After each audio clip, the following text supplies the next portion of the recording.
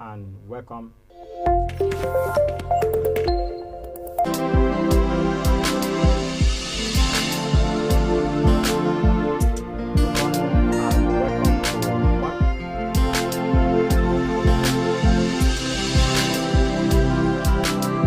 Good morning and welcome to Morning Briefing on Aspheric TV. Of course, it is a platform in which we take you around trending issues as they occur in the nation and the global world. My name is Nathaniel Ajakaye, and here with me I have... I am Ikabe Nicholas. You are welcome to the Morning Briefing show. Thank you. How are you, Mr. Nicholas? I'm good. Good to have you here. It's my pleasure. Of course, we quickly move to the business of the day. Let's give you things that are making waves in the country.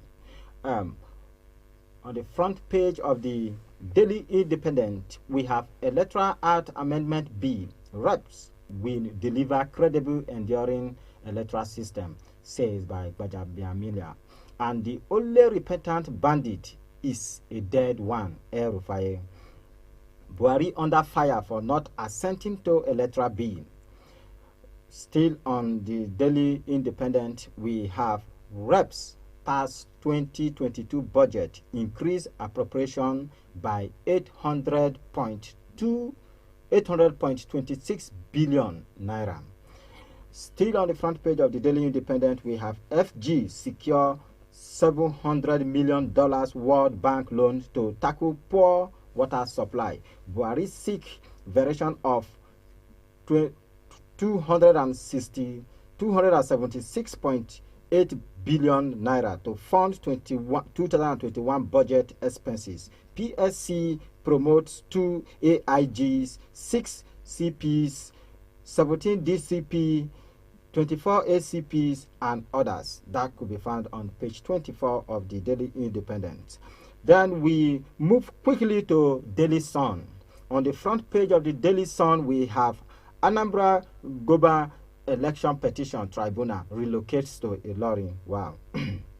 Then we have Electoral Bill. Senators press to override Buhari. Refuse to discuss 2022 budget except President veto is trashed out today. 81 senators signed to overrule president. Still on the front page of the Daily Sun, we have 2023 INEC insists on use of BVAS technology for future elections. Hearing in 36 governors, $418 million debt suit stalled. How I kill ex-governor Igbenidion mother's housemaid said. Wow. We move quickly to the Guardian newspaper. While on the front page of the Guardian newspaper, we have Senator prolong 2021 budget lifespan, passes finance bill. Soyinka tax Buhari on probe of political murders. Aisha Buhari directs staffs to vacate office till further notice. Still on the front page of the Guardians, we have electoral bill. Senators delay recess, collect signatures to override Buhari. We will decide next line of action in 2022, say Gbajabiamila. Still on the front page of the Guardian, we have declare state of emergency in Northwest. Orders over insecurity, Islamic pledges, urge FG. Over 1,000 cargo trapped at Lagos port as several records downtown. We move quickly to the front page of the Punch. Yes, we have expert knock lawmakers as reps rises budget to 17.12 trillion naira. Customers groan as cash-strapped banks slash withdrawal limit. Still on the front page of the Punch, we have senators threatening to override Buhari, governors back president. Buhari reasons for declining assent fallacious, senator spokesman. We still continue on the front page of the Punch. We have FRC Omoteku deploy 30,310 personnel body cameras for highway patrol. NSCDC nabbed 53-year-old Kwara bricklayer for allegedly raping friend's teenage daughter. Reps to invite Evo over Nigeria humiliation in Togo. All right, we move to the front page of the daily of this day. Electoral bill. Senate mobilizes to override president veto. House differ battle still January. Over 75 senators sign proposal, more expected. El Rufai, we don't negotiate with terrorists in Kaduna. We kill them, says by El Rufai. Fayemi Otom praises Buhari for withholding assent to bill. Wow. Okay, we quickly move to Daily Trust. On the front page of the Daily Trust, we have Senate reps pass finance bill. Tax credit. NNPC hands over 621 billion check for 21 roads. FG inaugurates committee on Nigeria-Ghana trade disagreement. Electoral bill. Senators collect signatures to override Buhari. Says direct primary or no budget passage. We will reform our electoral system, say Bajamiamila. Fayemi back president as governor reach out to legislature. All right, we still have on the front page of the Daily Trust, which is El Rufai meets Buhari, says bandits must be killed. Still on the front page of the Daily Trust, we have FCT pool. INEC dictate 14,665 multiple registrants. Court sentenced 3 persons over possession of 1,144 ATM cards. APC crisis gets Maisa in Gombe, Anambra. These are some of the trending headlines that are making wave that we will be looking at as soon as we return from the short break. Please stay with us.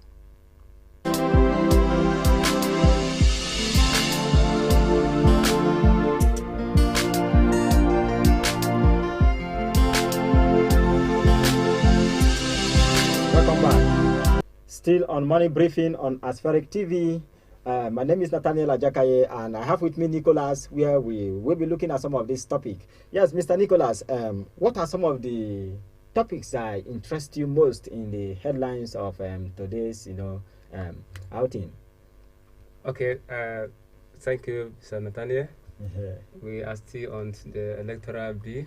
Okay. Senators threaten to override Mr. President, and then most of Nigeria, they are expecting the senators to do something as quick as possible to override the president. And then the decision they have taken, or the step they have taken, is the right step in the right dimension. Because if you look at the the primaries that are proposed, it is a good one because they have provided that enabling environment for all the masses to do to choose the candidates of their own choice. Contrary to the indirect primaries, whereby the governors or maybe the president they impose candidates. Then if you look at, you can see that most of the governors they are doing they are supporting Mr. President, because most of the states, you can see that the governors they have or they control the 60% of the party structure. You understand me? For their own state. So now they have every right to do to impose or to plant any candidate, any person that they wishes to do to succeed them. But with the help of direct primaries, they won't be able to do to plant somebody that they wish, because the decision lies on the masses to vote any person that they wishes. And then you can see that some of the senators, the senators are like now the voice of the masses. Yes, they are voice of the masses. And that means a lot is required from the senators. Yes, now. It's like they are the last hope on this amendment bill. Yes, they are the last because hope. If the governors are taking side with the Mr. President, it simply means that the senators are the ones that the masses can now rely on to deliver them on seeing that the success of the direct primary is achieved, because that will enable them to see that their vote counts. It's like the senators need to really work hard to make sure that they do not divert their decision in the long run. Yeah, and then also the senators, the direct primaries, it will be in their favor. Because sometimes if a serving senator have a rift with a serving governor, do you understand me? And then the governor having to have control the 60% of the party structure. Do you understand me? So they determine who will have the party or ticket. So sometimes they deliberately will deny the senators from achieving this goal. Achieving their goal. And now that means the governors are seeing the implication of this amendment bill. Yes, they are seeing the implication. But what do you think that the president stands to gain when he is not giving assent to the bill? Even saying that the clause on direct primary should be removed and the bill sent back to him. What do you think he stands to gain? What is he looking for? Because now you look at this now, it's like the governors are trying to manipulate Mr. President to make that decision, in the sense that it's like the governors are the one backing the president up. And meanwhile, the senators are the ones now looking at it that this is what the masses want, and this is what will give us a transparent and deepen the democracy that we say we are practicing. So why preventing these direct, primaries from coming up? Okay, the reason for Mr. President for him to withhold assent to the bill, it shows clear that they have an interior motive. You understand me? Maybe they have a plan to do or to rig the forthcoming election. Because if we go with the direct primaries, be very sincere with you, it will reduce election rigging, and it will also reduce candidate expenditure. Expenditure. Yes, because you don't need to impress anybody for you to get in there. The transparency will be given. And it will enable democracy, the rule of law, and what we say we practice as democracy, or the true democracy, will really come to play. So like I've said, the sitting governor or the sitting president, now, if the sitting president, if he couldn't provide the next person that will succeed in, because if you go by the direct primaries, it could be any person because it's the wishes of the masses. Then if eventually the president couldn't provide somebody that will succeed in, then the person that will come and will do what will prop him. Do you understand me? That's why you can see that some of the sitting governors, are even the president, they may like to do what to bring somebody, to bring a successor, somebody that will be loyal to them, somebody that will come in and do what and cover them with the evil that they have done. But with the direct primaries, no, the president has no right to do what, to impose any candidate. The president has no right to impose any candidate. The candidate will be chosen by what? The electorate, by the masses. And it's like even the direct primary will make the work of INEC lesser. Because by the electronic voting and result display, we make everything lesser, because you can just be where you are and then you send in your vote, you send in your signatory, you send in your voice through the electronic method. Because the direct primary will definitely, this amendment bill that they are talking about here, which is contained in the amendment bill, will make these things easier, both for INEC and the candidates that are contesting for any vacant position. Because definitely you will not need to spend too much in order for you to vie for any position you are vying from. It shows that you are qualified and it is the will of the people. So don't you think some senators are saying that the will of the president, or what the president did, or his decision, is fallacious, because he refusing to assent to the bill, which will definitely improve the level of our democracy in this country, is wrong, because it is proper for him to have given consent to the bill, because this is what democracy really promotes.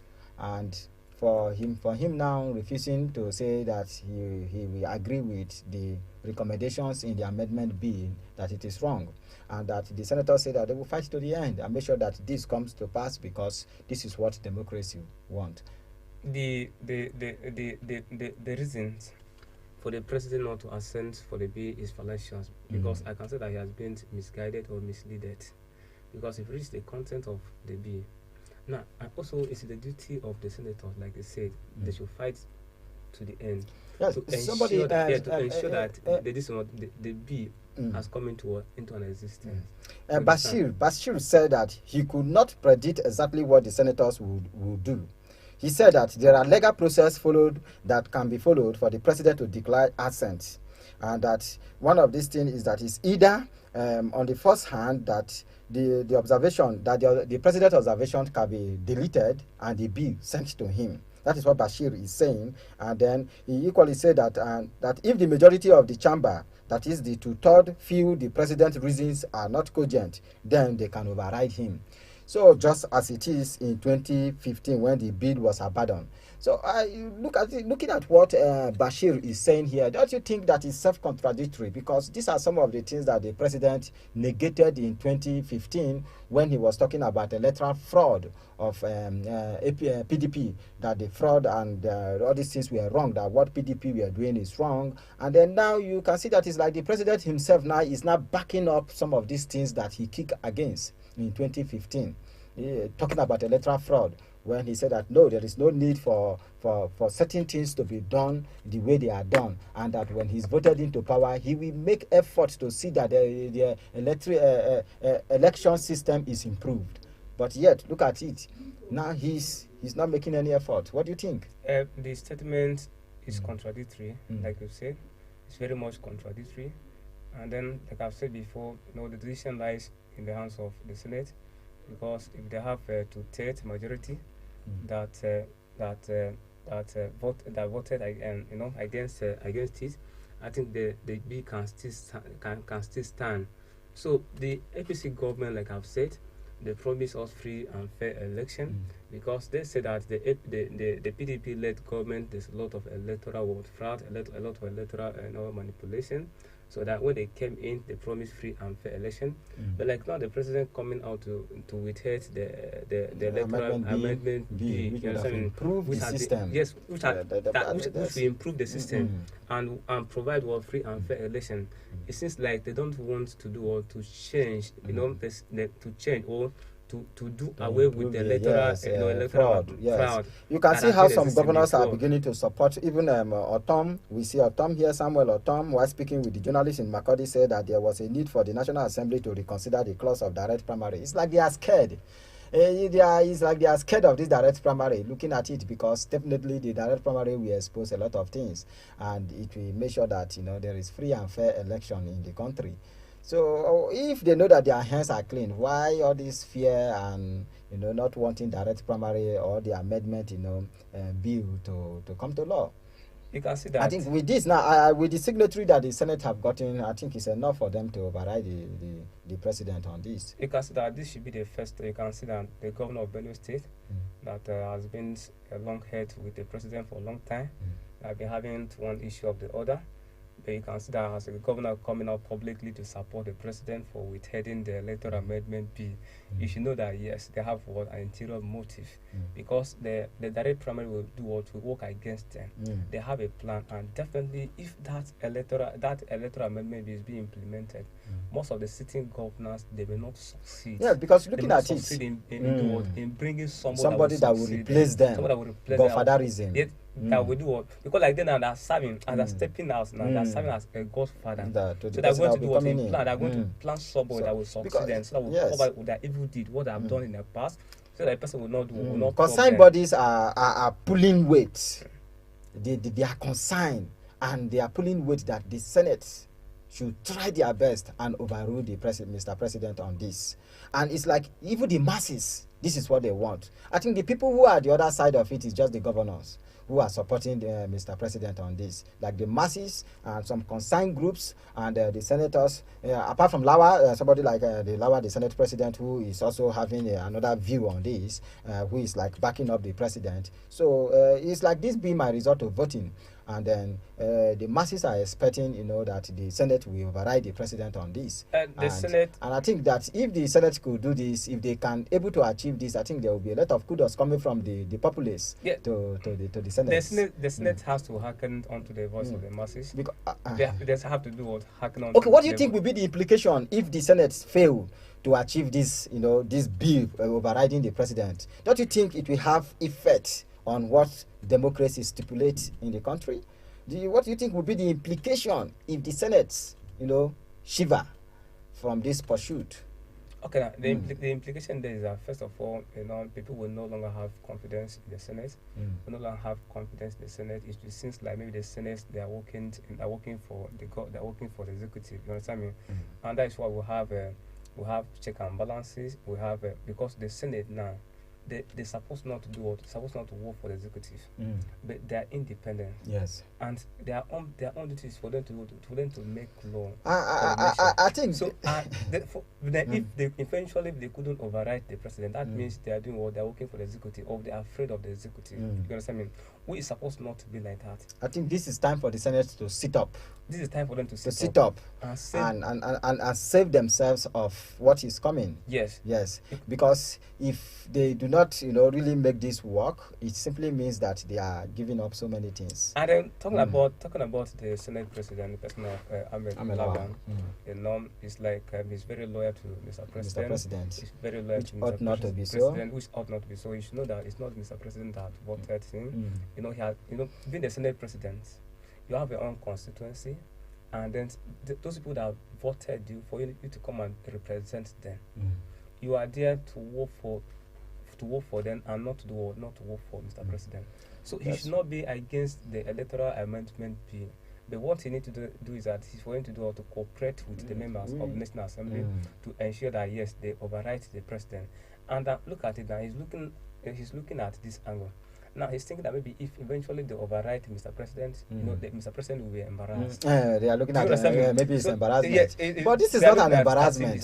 It is not an embarrassment. It's doing what the law stipulates, in the sense that this is what is required, and this bill speaks curious volume on what democracy talks about. And let me tell you something. Coming to legislative duties or assignment, we have to do what? We have to put parties aside. Irrespective of the party, you are into power, whether APC or PDP. There's not like party. You understand me? There's not a party. So being that you are an APC, so you don't want to do, or you don't want to give you don't need to maybe to work for the Electoral Amendment bill, because it will work against Mr. President or will embarrass President, which is not supposed to be so. Okay, it's not supposed to be so, because you're not there for Mr. President, but you are there for Nigeria.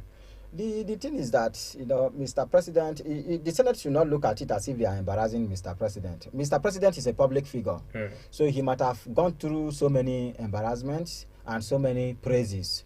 So the Senate just need to do what is needful.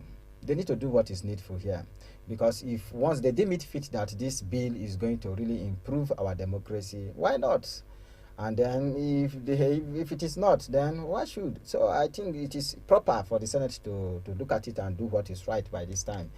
All right, I just hope that the Senate will really make this work out and looking at what is required here. All right, moving further, we have the housemaid of Lucky Bemidion's mother, that is the person of Dominia Okoro, who killed the mother of the former governor of Edo State, which is the Igbemidion, that is the mother. So she killed her with a stone, and then stole a wrist watch of 100,000 naira and some other jewelries. So a lot of the police moved into quick action. Kudos to the police, yes, because the Edo State Police, command quickly moved to a sweep action where 20 persons were arrested in connection to that. So before they could arrest, Dominia Okoro in Calabar, where she moved to Calabar, even her elder sister was arrested, and they said they never knew what happened. But luckily she was picked up, and her confession is just simple, that she killed her because she needed money while the woman was sleeping at 12 a.m. Then she decided to stab her and hit the stone on her head, on her forehead, and she died. So she waited till 4 a.m. and then when she now took some of this requirement and the jewelry that cost 100,000 naira and left. What do you think? What advice? What do you suggest, looking at what this maid did just for 100,000 naira, even if it is 2 million, even if it is, no matter how the amount will be? What do you think? Is it proper? Her action is very bad, and then she has confessed, but there's no any amount of confession that will exonerate her, or she'll be exempted from punishment, because she has committed a murder, and then she know the penalty for it. And then it is very bad because of they need the money. If you don't have money, it's not a guarantee for you to give somebody to do what, to collect money from the person. Why can't you ask the person that, okay, I need money, so can you help me with the money? You understand me? Because I strongly believe that even though if I approached a person to ask the person for help, that I need such amount of money, would you help me with it? The person would have given her. But for she, because it needed money and then it make her to go and kill someone, it is a very bad one. It is a very bad one. You understand me? Don't you think this is sending bad signal to those who are looking for maid out there? No, it send a lot, a very bad signal. You understand me? For those that are looking for maid, because sometimes it will also discourage people not to look for maid. So it is a very bad signal. People will be afraid of getting maid into their house. It's a very bad one. All right. On the front page of the Daily Trust, we have INEC said INEC dictated 14,665 multiple registrants. You see this? INEC detected 14,665 multiple registrants. This is something that INEC detected that some persons were registered, multiple times. How come the INEC server is not able to detect this? And how come this is, possible that we have, over 14,000, multiple, registered, candidates in the INEC server? And this is a digital world, and this is supposed to reflect. Okay, this is a digital world, but you should know that all this computer, they are being controlled by human like us. So there's need for what manipulation.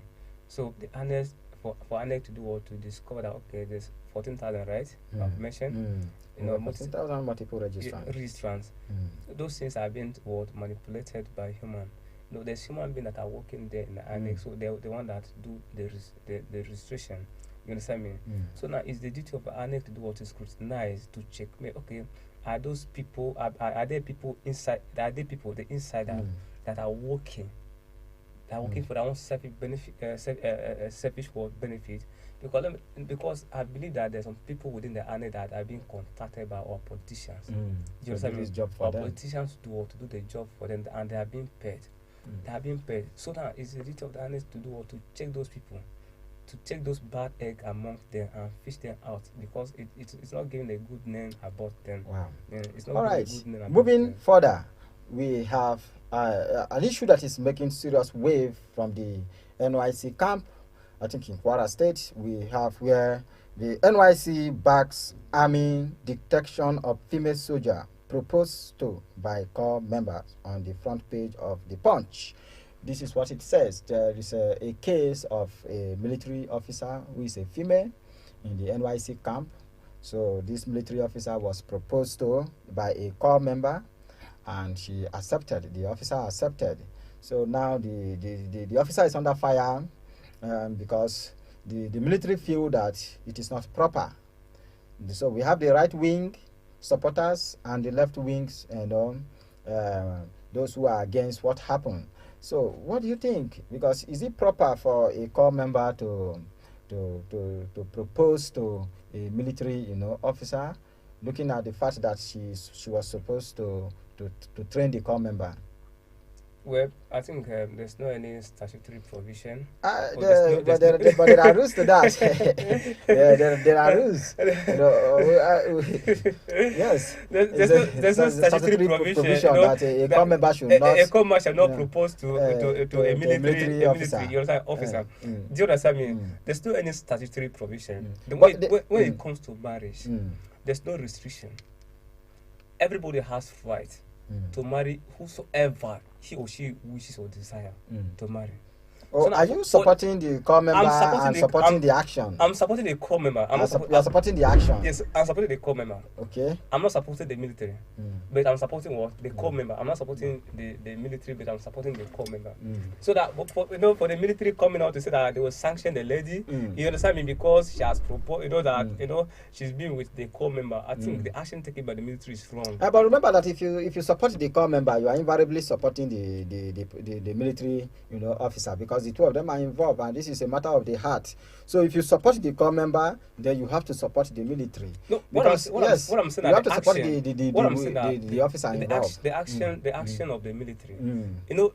That lady in question, she's a military. You understand me? But for the military coming out to say that they will sanction her because she engaged with the corps member. You understand me? The action taken by the military is wrong. I've totally condemned them. That action, let me put it, is barbaric, and it's barbaric in nature. You understand me? It's barbaric. That action is completely wrong. what is wrong?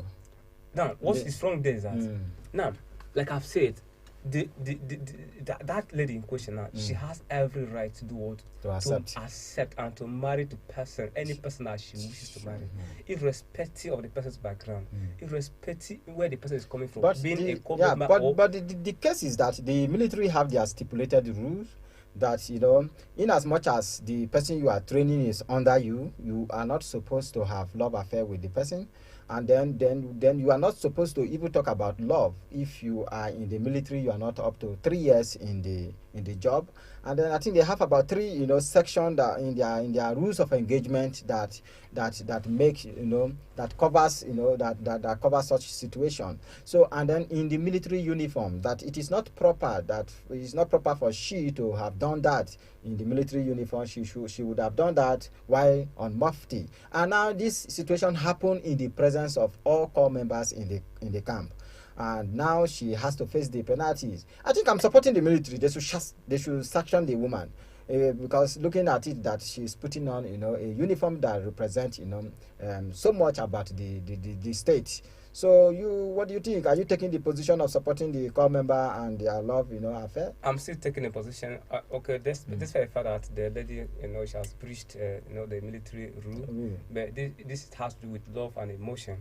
And then love sometimes can be blunt, I know. So the military has to be lenient with the lady in question, not to sanction her, you know, despite the fact that, you know, she has breached, you know, their rules. So the military have to be lenient on this situation, because this is something that can happen to anybody. It can happen to anybody. It's a matter of feelings. They have to be lenient. So you know? it could happen to anybody, and in as much as they are matured. So yes. Are you looking at it from that angle I'm as looking well? at it in that perspective. Okay. Yes, I'm looking at it in that perspective, because this has to do with love and emotion, so it can happen to anybody. So are you appealing to the military I'm appealing to the military to be lenient. To be lenient. They should show her mercy, because she has already fallen in love with the guy. He is appealing. I don't know why he's appealing to the military to show her mercy. Well, they should show her mercy. You understand me? Because she has fallen in love, and then you know, now if they want to retrieve or to bring her back, you understand me, from that guy, now it can cause her. It can lead her to something different. It can cause what emotional trauma. She can go under psychological traumatism, because, you know, love, you know, because she has been obsessed, she has been, you know, intoxicated with love already. So military, I'm calling on you to show her mercy. Okay, that quickly brings me to another relating, you know, story, still on the front page of the Punch, which says NSCDC nabs 53-year-old Kwara bricklayer for allegedly raping friend's teenage daughter. What could you think? Rapist. And you see, the other one proposed, the 2 matured people proposed, and the military see it as an offense. And now this man raped a teenage daughter. Which one is more grievous? Yeah, the grievous one is the rapist. You know, raping is, you know, it's the other one proposed is a problem. This one now rape is a problem. Raping is a very serious crime. You know what I mean? It's a very serious crime against humanity. It's a very serious crime. And you can see that the rate of, you know, raping, it has become unbearable. It has, you know, it has been on a daily increase. You know, you can't be hearing a report of rapists here and there. And sometimes I do wonder, I do ask myself, what is the cause of all these raping cases? What could be the cause of it? Drugs. Is it drug abuse, drug addict? You understand me? Indecent dressing. Because most of our young girls now, the way they dress. Now, the way they dress, you know, if somebody that does not have a self-control, if a man that is not well disciplined, you understand but me? dressing is a choice. It's a choice. It's just a mode of dressing. They can decide to be naked. That is her business. I think what you need as a man is to put yourself in order. It's like because these men do not caution themselves, do not properly train themselves, or put themselves in the right position to understand that people are free to dress the way they like, depend on where they found themselves. And it shouldn't be a yardstick for you to go for raping. Listen now, dressing is not a matter of choice. It should be a choice, because it shouldn't be a reason for why people should go ahead to rape. Moral upbringing, it is very important. Moral decency, is very important. You understand me? So you shouldn't say that dressing is a matter of a choice. If a lady chooses to dress half naked, she should go about dressing. It's very bad. You understand me? Because this indecency I'm talking about, this indecent dressing, I'm talking about, it can make some people, like I've said, that doesn't does Don't not have self-control. to do what to they'll be moved to do something they do not wish to do. But that is wrong. Which is wrong. It is You wrong. understand me? That's It's not like I'm encouraging some. The whole essence of self-control is for you to know when to say it is okay. When eating, I am satisfied. That is self-control. This is when I should stop talking. This is when I should stop this. That is self-control. I don't see reason why men should go about saying because of the way the lady dresses why we rape. And then this one now is even a teenage daughter that he raped a teenage his friend's daughter, which this one is a teenager. So I think some of them are doing this for ritual, and some of them are doing it under drug influence and other things. So probably can you say he's a bricklayer, and then that means he has a job. So I think that shouldn't be a reason for him to go into that. Okay. Before that, sometimes if you look at the person that raped that teenager, sometimes you find out that the person is a married person. You understand me? Sometimes those people that are married men. So now what stops you from being chastity to your wife? Then you go ahead, having affairs with all these young girls. You understand me? That is very bad. You as a married man, or even if you are not married, it should not be a guarantee for you to go about raping. All right, we are talking about drugs and other illicit gin, on the influence and the implications, what makes the effect it could have on you, how it destroys you. All right, that brings us quickly to the other headlines that talks about the 5 Darwin, school students that were granted bail from the juvenile, custody of the police. As at yesterday, 5 of those who were connected to the killing of Sylvester Jr. were granted bail with the sum of 1 million naira each, with 2 shorty with equivalent sum, and must not stay away from their houses for more than 2 kilometers. So this is what happened as at yesterday. You recall the story of Sylvester Jr. in the Darwin College student that was killed in Lagos, and then how some of the group of students who were connected to the death of the Sylvester, the death of the student, and then how some of them were arrested. These were all teenage, students that were accused or that were said to be, cultists, forcing Sylvester to join them and probably brutalize him, and then he was killed. So as at yesterday, a court sitting in Lagos, a magistrate court sitting in Lagos, were granted, these 5 students bail with the sum of 1 million. So what do you think? Well, the court has granted them bail. But I think that should serve as a deterrent to young people out there. Now, the deterrent, let me tell you something now. For them being arrested, prosecution, now they have been released on a temporary bail. You understand me? It's not permanent one. So now, the crime they have committed, it's not ordinarily bailable. You understand me? They have been bailed out. Now, it will serve as a deterrent for young guys out there, that have been having one or two things or a thought for them to indulge in crime.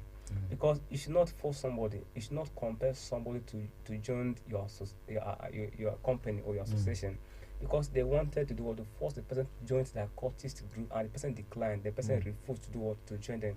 So what even warrants them to to kill the person? Let the person go.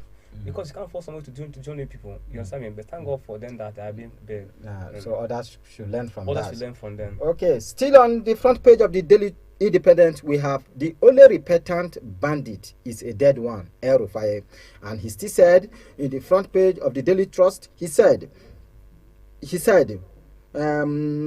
a place he said that El Rufai says, El Rufai meets Buhari, says bandit must be killed. I think, what do you think? Don't you love this boldness of the governor?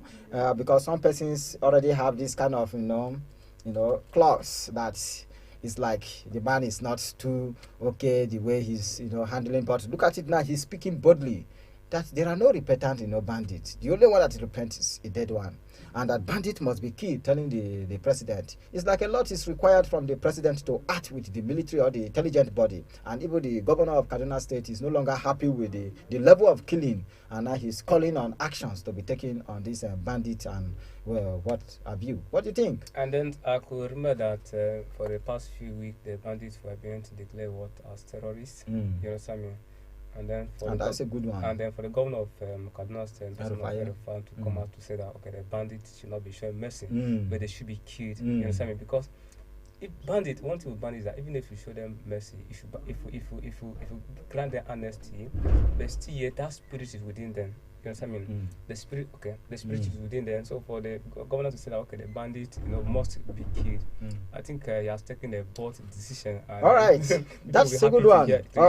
We hope that the intelligent body, with the president, will act on this, and we love the decision of the court. So what do you say? Do you have anything on sports? In brief, sports lovers, we still have some matches being played down yesterday in the Carabao Cup, and more are still expecting to be played down.